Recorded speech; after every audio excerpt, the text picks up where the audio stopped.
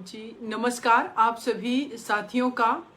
काफ़ी दिनों बाद मैं आप सभी लोगों के बीच आज लाइव आई हूँ। उम्मीद करती हूँ कि आप सभी लोग स्वस्थ होंगे, खुशहाल होंगे, अच्छे होंगे। तो आज हमारा जो फेसबुक लाइव आने के पीछे जो बेसिकली पर्पज है वो शायद आप सभी लोग वाकिफ होंगे, लेकिन मैं अपना जो भी मुद्दा है, जो टॉपिक है जिस पर मैं आप लोगों के बीच आई हूँ, मैं चाहती हूँ कि कुछ लोग जो हमारे फेसबुक के साथी हमारे, तो मैं इंतज़ार कर रही हूँ उन लोगों का, ज़्यादा से ज़्यादा लोग हमसे जुड़ सकें। तो जितना ज़्यादा लोग जुड़ेंगे मुझे लग रहा है तब मैं अपनी बात स्टार्ट करूँगी तो ज़्यादा बेटर होगा। जी जो लोग भी मुझसे जुड़ रहे हैं उन सबको मैं देख पा रही हूँ। दानिश खान नमस्ते मैडम, नमस्कार। प्रदीप मौर्य गुड इवनिंग दीदी, गुड इवनिंग ब्रदर। या अखिल मौर्य हेलो।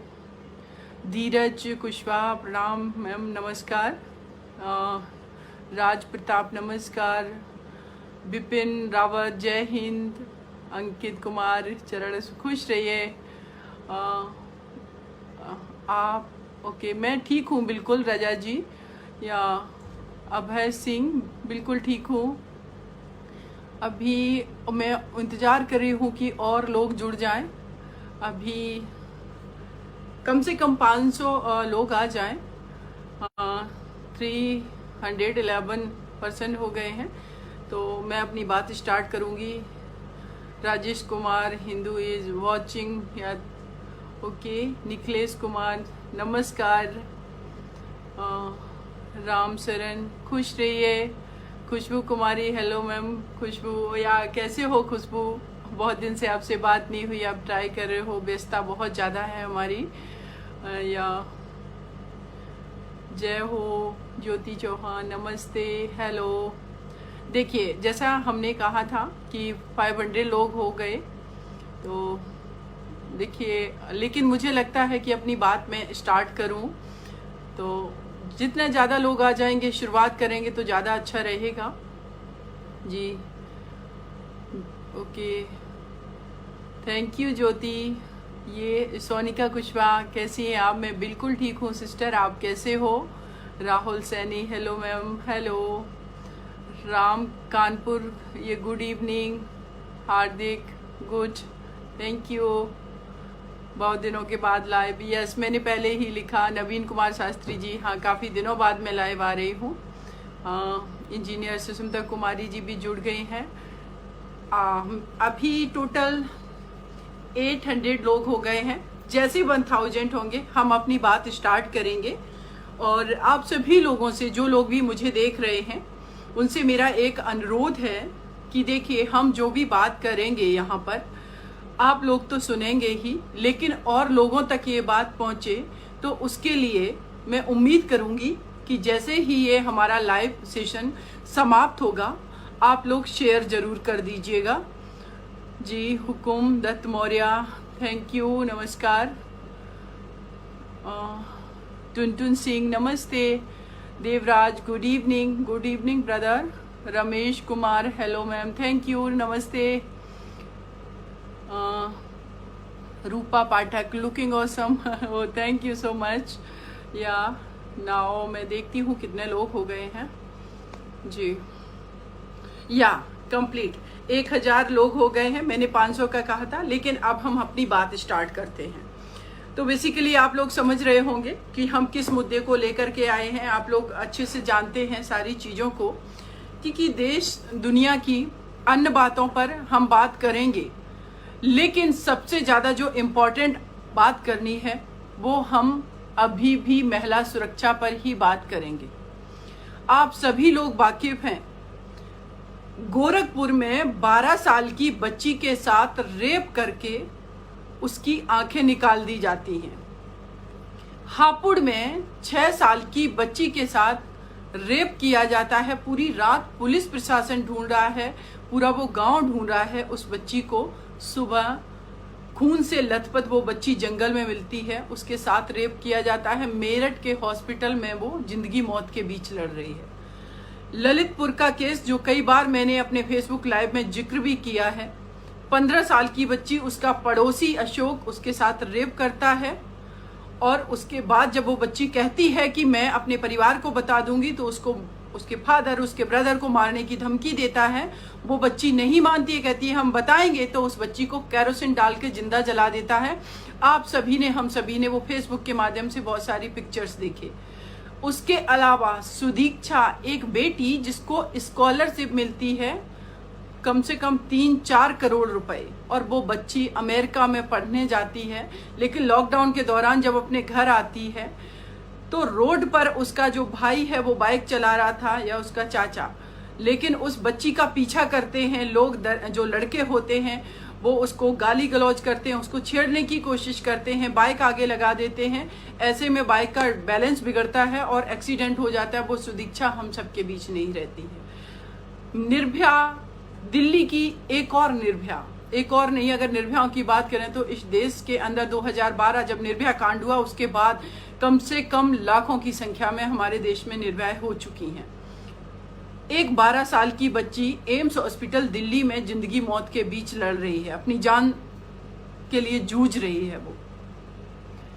उसके अलावा आप एक पीसीएस ऑफिसर, बलिया जिले में जिस बेटी की पोस्टिंग होती है मणि मंजरी, जो एक पीसीएस ऑफिसर है, वो एक सुसाइड नोट लिखती है कि मैं प्रशासन से बहुत परेशान हो गई थी, इसलिए मैं आत्महत्या कर रही हूँ। आप सोचिए कि हमारे इस समाज में, इस देश के अंदर बहुत सारे पॉलिटिकल मुद्दे हैं।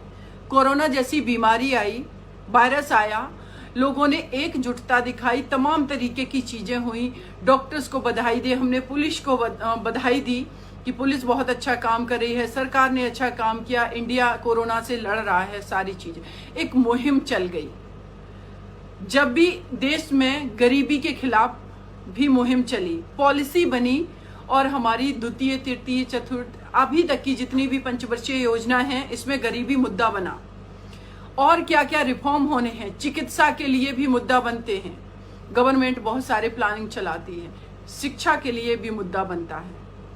लेकिन हमारे देश के अंदर आज तक महिला सुरक्षा कभी भी प्राइमरी लेवल पे नहीं रहा, चाहे वो किसी की सरकार हो, चाहे वो सेंट्रल गवर्नमेंट हो या वो स्टेट गवर्नमेंट हो। आखिर क्यों? देश की ये आधी आबादी, जिसको हम कहते हैं 49% करीब पॉपुलेशन है, ये कभी प्रायोरिटी में क्यों नहीं रही? क्या हमारे देश की बेटियां, ये सवाल देश के प्रधानमंत्री, देश के गृह मंत्री से हैं। मुझे बहुत अच्छा लगा था जिस दिन निर्भया केस ये डिसाइड हुआ और माननीय प्रधानमंत्री जी ने ट्वीट किया कि देश की नारी शक्ति को नमन। बहुत लोगों ने मुझे बधाइयां दी, सबको लगा निर्भया को जस्टिस मिल गया। लेकिन मेरा अपना जो मानना है कि निर्भया चाहती थी कि जिसने उनके साथ बलात्कार किया, जितना उन्होंने दरिंदगी की, निर्भया को खत्म कर दिया, उनको कड़ी से कड़ी सजा दी जाए। लेकिन निर्भया को इस तरीके से दिल्ली की राजधानी में 8 बजे रात को मार क्यों दिया गया, उस सोच को क्यों नहीं कोई मार पा रहा है? आखिर गोरखपुर की बेटी, एक गन्ने के खेत में उसको रेप करके, उसकी जीभ काट के, आंखें निकाल के फेंक दिया जा रहा है। वो कौन सी सोच है? वो कहां से सोच आ रही है? वो इतना लोग दरिंदगी कैसे कर रहे हैं, इस पर आज तक गवर्नमेंट ने क्यों नहीं सोचा, समाज ने क्यों नहीं सोचा, लोग क्यों नहीं सोच रहे हैं? और जो लोग सोच रहे हैं मुझे पता है, लेकिन उनके हाथ बंधे हुए हैं, वो कुछ नहीं कर सकते।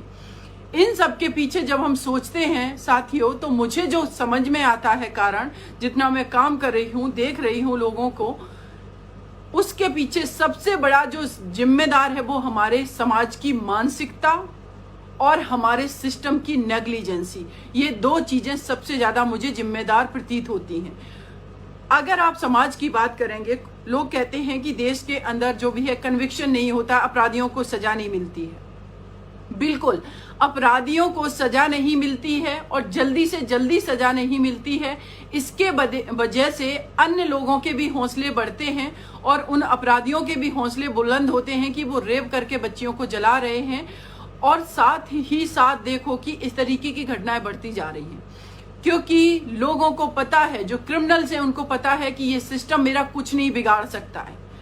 आज अगर मैं अपना एक्सपीरियंस बता रही हूँ, मेरे पास जब केसेस आते हैं, मैं देखती हूँ बहुत सारे केसेस आते हैं, एफआईआर पुलिस वाले दर्ज करने को तैयार नहीं है। आखिर क्यों? ये लोग किस लिए बैठे हुए हैं? एक आम नागरिक अगर इस देश का चाहता है कि उसके साथ क्राइम हुआ है और वो जाकर के एफआईआर कोर्ट में पुलिस स्टेशन में दर्ज कराए, तो उसको इतना झेलना पड़ता है। उसको एक बार में कभी भी पुलिस एफआईआर दर्ज नहीं करती। क्या क्राइम हुआ है बताइए? एक रेप, जिस बेटी के साथ रेप होता है, जब वो जा रही है पुलिस स्टेशन, तो पुलिस वालों का कहना है सबूत दो मुझे। मेडिकल उस बच्ची का नहीं करा रहे हैं, उस बच्ची को इन्फ्लुएंस किया जाता है, या जो पावरफुल लोग हैं उन लोगों के द्वारा डराया धमकाया जाता है, या तो मार दिया जाता है या जिंदा जलाया जाता है, जैसे कि हम सभी लोगों ने देखा। तो कैसे एफआईआर दर्ज होगी? प्राइमरी लेवल पे तो एफआईआर दर्ज नहीं हो रही। बिहार के कई केसेस हैं, उन केसेस में एफआईआर करने के लिए जिन केसेस में फाइट करनी पड़ रही है, तो जस्टिस बहुत की बात है, तो जस्टिस वहां पर कैसे मिलेगा? और ये बात आज मैं बता रही हूं, हम 74th हम लोगों ने इंडिपेंडेंट डे सेलिब्रेट किया है, लेकिन इस देश की 90% मैं पुलिस प्रशासन की बात कर रही हूं, ये एलीट क्लास के लिए काम करते हैं। ये आम नागरिक की ना तो सुरक्षा का काम करते हैं, ना ये महिलाओं की सुरक्षा का काम करते हैं, ना ये न्यूट्रल तरीके से किसी के फेवर में एफआईआर दर्ज करते हैं, और ना ये या पॉलिटिकल इन्फ्लुएंस से ये जरूर लोगों के खिलाफ एफआईआर दर्ज करते हैं। उसके अलावा बात करें, जब पुलिस प्रशासन में एफआईआर दर्ज नहीं हो रही है, या दर्ज करवा भी दी, लोगों ने सोशल मीडिया पे मुद्दा चला या बहुत लोगों ने कैंपेन चलाया कि एफआईआर दर्ज क्यों नहीं हो रही, इस बेटी के खिलाफ ये क्राइम हुआ। अगर इन्होंने एफआईआर दर्ज कर भी ली, तो जब ये चार्जशीट फाइल करेंगे, तो जो व्यक्ति जो अपराधी है उसको ये उसमें निर्दोष बता देंगे, उसके खिलाफ में ये कोई भी सबूत इकट्ठा नहीं करके उसको निर्दोष बता देंगे। अगर इन्होंने निर्दोष बता दिया पैसे लेकर के, घूस लेकर के, तो कोर्ट में आपके लिए बहुत ही मुश्किल है कि वो लड़ाई लड़ पाना। दूसरा, अगर बात करें हमारे जुडिशियल सिस्टम की जब वो कोर्ट में मैटर पहुंचता है, तो मुझे दुख इस बात का होता है, मैं इस प्रोफेशन में हूं, वकालत में हूं, मैं वकालत अपने प्रोफेशन की बात कर रही हूं, कि इस प्रोफेशन के अंदर एक लोगों में टेंडेंसी बनी हुई है कि आखिर जो वो वकील बहुत बड़ा वकील है जो केस को जिता दे, चाहे वो कितने भी बड़े अपराधी को अगर वो जिता पा रहा है तो वो अच्छा वकील है। लेकिन आप लोग ये सोचिए, इस सिस्टम को, इस समाज को, इस देश की व्यवस्था को ये सोचना पड़ेगा कि जिस एडवोकेट ने फैक्ट को टेम्पर करवाया या फैक्ट को टेम्पर नहीं करवाया, पुलिस ने फैक्ट को मिटाया, सबूतों को मिटाया, सही एफआईआर दर्ज नहीं की, गवाहों को डराया धमकाया, इन्फ्लुएंस किया, और बाद में वो वकील जाकर के कोर्ट के अंदर में आर्गुमेंट कर रहा है उन्हीं टेम्पर किए हुए फैक्ट के आधार पे। गवाह जो जिनको गुमराह किया गया, जिनको डराया धमकाया गया, उन गवाहों को पेश किया जा रहा है जो मुकर जा रहे हैं, और वकील साहब लॉजिक दे रहे हैं कि देखिए हमारा जो वकील है, हमारा जो क्लाइंट है वो तो निर्दोष है। इसको आप जस्टिस सिस्टम कहते हैं। ये जस्टिस हुआ, ये जस्टिस नहीं हुआ, ये अपराधी को बचाया गया। तो जब एक अपराधी बच रहा है तो उसको ये बोलिए ना, अपराधी को प्रोटेक्ट करने का सिस्टम है, ये विक्टिम को न्याय दिलाने वाला सिस्टम नहीं है। और इसी तरीके से होता आ रहा है, आप सबने देखा, हम सबके सामने ये फैक्ट है। मनु शर्मा का जो केस था, उसमें जो दिवंगत जो राम जेठमलानी जी थे, उन्होंने कहते वो देश के बहुत बड़े नामी गिरामी वकील हैं, क्योंकि उन्होंने मनु शर्मा को बचा लिया है। एक क्रिमिनल वकील हायर करो, उसको बहुत सारे करोड़ों रुपए फीस दो, उसके बाद वो ऊल जलूग फैक्ट रख करके कोर्ट के अंदर अपराधी को बचा लेगा, तो उसको माना जाएगा बहुत पावरफुल अच्छा वकील है, और उसके आधार पर सजा उस अपराधी को नहीं मिलेगी, वो छूट जाएगा। इसको आप जस्टिस सिस्टम कहते हैं। जस्टिस का मतलब होता है कि जब कोई क्राइम हुआ और जो अपराधी है उसको भी अपना पक्ष रखने का मौका मिले, लेकिन उसको गवाहों को डराने धमकाने का मौका क्यों दिया जाता है? उसको फैक्ट टेम्पर करने का मौका क्यों दिया जाता है? पुलिस उसका सपोर्ट क्यों करती है? जब ये सारी चीजें होंगी तो जस्टिस सिस्टम है कहाँ? और जो विक्टिम व्यक्ति है उसको क्या न्याय मिलता है? अगर उसके खिलाफ न्याय अपराध हुआ है तो वो कैसे लड़ाई लड़ेगा एक पावरफुल व्यक्ति से? उसके पास खाने को लोगों को, गरीब लोगों के पास पैसे नहीं है, उनकी बेटियों का अगर रेप हो जाएगा, वो उम्मीद करेगा इस सिस्टम से कि उसको जस्टिस मिलेगा। कैसा आपने जस्टिस सिस्टम बना रखा है। मेरा मानना है कि ये सारी चीजें जो हैं इनको दूर होना चाहिए। जब तक ये चीजें खत्म नहीं होंगी, समाप्त नहीं होंगी इस देश के अंदर।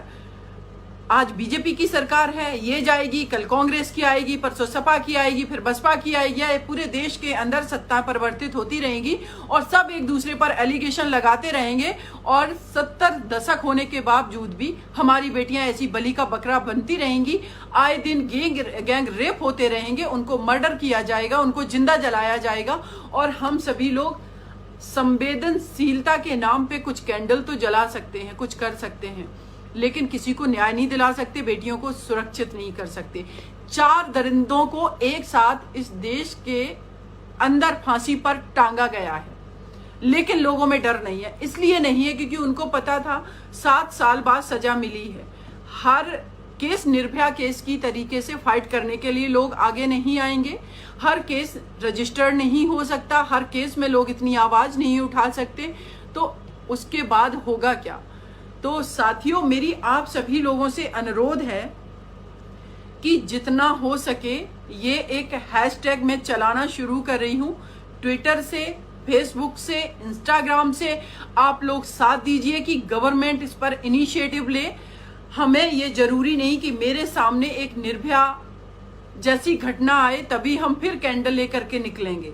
ये काम हमें निरंतर करते रहना है और करते ही जाना है जब तक हम सबके परिवार की बेटी सुरक्षित ना हो जाए। क्योंकि आज अगर हम इस देश के अंदर अगर बात करें, एक भी परिवार की बेटी सुरक्षित नहीं है। इस फेसबुक लाइव में जितने लोग हमसे जुड़े हुए हैं, उन साथियों से मैं सवाल करूंगी, जितनी भी हमारी बहनें जुड़ी हुई हैं, जितने लोग जुड़े हुए हैं, क्या आप ये बात दावे के साथ कह सकते हैं कि आपकी बेटी हर तरीके से सुरक्षित है? वो घर स्कूल जा रही है तो सुरक्षित है, वो ऑफिस जा रही है तो सुरक्षित है, घर से बाहर निकल रही है तो सुरक्षित है? कोई नहीं कह सकता है, क्योंकि किसी को विश्वास नहीं है लॉ एंड ऑर्डर पे, किसी को विश्वास नहीं है इस जुडिशियल सिस्टम पे, किसी को विश्वास नहीं है इस समाज में, समाज के लोगों पर। क्योंकि हमारे इस समाज से ही इस तरीके के दरिंदे लोग आ रहे हैं जिनको हम एक्सेप्ट कर चुके हैं, और वो कहीं ना कहीं किसी ना किसी दिन किसी ना किसी बेटी को टारगेट करते रहते हैं। तो साथियों, आप लोगों से मेरा अनुरोध है कि हम लोग मिलकर के एक मुहिम चलाते हैं। अभी भी कोरोना के वजह से बहुत ज्यादा बाहर वर्क स्टार्ट नहीं हुआ है, तो कम से कम हम दिन में अपना 5-10 मिनट का टाइम निकाल करके जो मैं हैशटैग चलाने जा रही हूँ, जो मुहिम चलाने जा रही हूँ, जिसमें मेरा मानना है कि मैं बहुत लोगों को जोड़ूंगी अपने साथ में, और आप सभी लोग उसका हिस्सा बनिए और हर कोई अपनी बेटी के लिए आवाज उठाइए। आपकी आने वाली जो बेटी है, जो आपके परिवार में एक छोटी सी बच्ची है, जो आपकी बहन बाहर पढ़ने गई है, जो आपकी पत्नी है, आपकी माँ है, सबके लिए उनके हक की, उनकी सुरक्षा की आप लोग आवाज बनिए, तो निश्चित रूप से बदलाव होगा। और इसी उम्मीद के साथ आप सभी लोगों ने मुझे सुना, इसके लिए शुक्रिया। और आप लोगों को मैं मतलब बहुत ही बहुत धन्यवाद देती हूँ कि आप लोग हमसे जुड़े रहे। साथ ही साथ आप सभी का बहुत बहुत शुक्रिया। और जो भी हमारा लाइव था, इस मुहिम को जो मैं चलाने जा रही हूँ, तो मैं उम्मीद करती हूँ कि आप लोग इसको ज़्यादा से ज़्यादा शेयर करेंगे कि अन्य लोगों तक बात पहुँचे, और ये मुद्दा जो है महिला सुरक्षा का, ये एक बार फिर नेशनल इशू बने, और इशू बनने के साथ साथ कंक्लूजन पर पहुंचा जाए। सरकार इनिशिएटिव ले, कड़े कदम उठाए, समाज में जागरूकता आए। हमारी नई शिक्षा नीति जो बनी है, आप सोचिए कि करीब 30 साल बाद नई शिक्षा नीति आई है, उसमें आपने बहुत सारे रिफॉर्म की बात की है, लेकिन क्या हमारी सरकार को ये नहीं लगता है कि महिला मुद्दा भी, महिला सुरक्षा का जो मुद्दा है वो भी एक सेंसिटिव मुद्दा है? तो उस शिक्षा नीति में क्या आपने इस मुद्दे को शामिल किया है? ये बहुत सारे सवाल हैं। आज हम देखते हैं कि जब भी कोई किसी का फोन मिलाता है, देखते हैं कि कॉलर ट्यून एक बजती है कि पहले था कि लॉकडाउन है, आप कैसे घर से बाहर निकलें, हाथों को सैनिटाइज करें, मुंह पर मास्क पहने, और उसके अलावा आज की जब अनलॉकडाउन हो गया है तो आप कम से कम निकलें। इस तरीके की कॉलर ट्यून पिछले 5 महीने से हम सब सुन रहे हैं, और हम लोग इसके हैबिचुअल हो चुके हैं, ना चाहते हुए भी। जब हम घर से बाहर निकलते हैं तो मास्क पहनते हैं, घर से अंदर आते हैं तो सैनिटाइज यूज करते हैं। तो एक बात बताइए, जब ये मुहिम की तरह ये इस बीमारी से वायरस से सब लड़ रहे थे, तो जो रेपिस्ट जैसे वायरस हमारे समाज में फैले हुए हैं, उनके लिए आज तक हमारे देश की बेटियों की सुरक्षा के लिए क्यों नहीं समाज ने, क्यों नहीं हमारी सरकार ने इस तरीके के इनिशिएटिव लेकर के आप सबकी कॉलर ट्यून बनाइए ना कि आपके घर की बेटी हमारी जिम्मेदारी है, उसकी सुरक्षा हमारी जिम्मेदारी है, सरकार की जिम्मेदारी है, समाज की जिम्मेदारी है, हर भाई की जिम्मेदारी है, हर उस पिता की जिम्मेदारी है जो व्यक्ति एक पिता है अपनी बेटियों का, तो उसकी ये जिम्मेदारी है कि वो प्रण ले कि अगर हमारे सामने तो एटलीस्ट हम किसी बेटी को छेड़ते हुए नहीं देख सकते, किसी के साथ अपराध होते हुए नहीं देख सकते। जब इस लेवल पे ये मुहिम चलाई जाएगी तो सफलता मिलेगी। अन्यथा साथियों, 21st सेंचुरी में भी मैं कह रही हूँ कि आए दिन हमारी ऐसी बेटियां जलाई जाती रहेंगी, रेप होते रहेंगे और कुछ भी बदलाव नहीं होगा। तो एक पॉजिटिविटी के साथ जो मैं मुहिम चला रही हूँ, आप सभी लोग उसमें जुड़िए और अपने बेटी के लिए एटलीस्ट एक कदम बढ़ाइए। आप सभी लोगों का अगेन धन्यवाद कि आप सभी लोगों ने मुझे सुना। Thank you so much. और शेयर करना ना भूलें, ज़्यादा से ज़्यादा संख्या में शेयर करें। थैंक यू सो मच आप सभी लोगों का।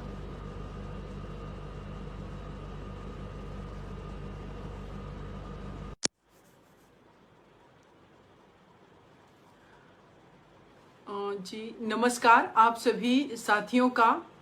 काफ़ी दिनों बाद मैं आप सभी लोगों के बीच आज लाइव आई हूँ। उम्मीद करती हूँ कि आप सभी लोग स्वस्थ होंगे, खुशहाल होंगे, अच्छे होंगे।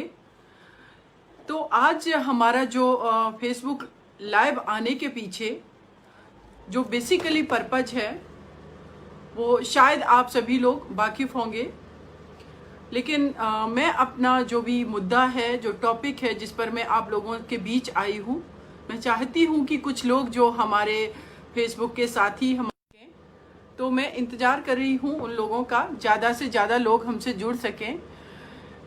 तो जितना ज़्यादा लोग जुड़ेंगे मुझे लग रहा है तब मैं अपनी बात स्टार्ट करूँगी तो ज़्यादा बेटर होगा।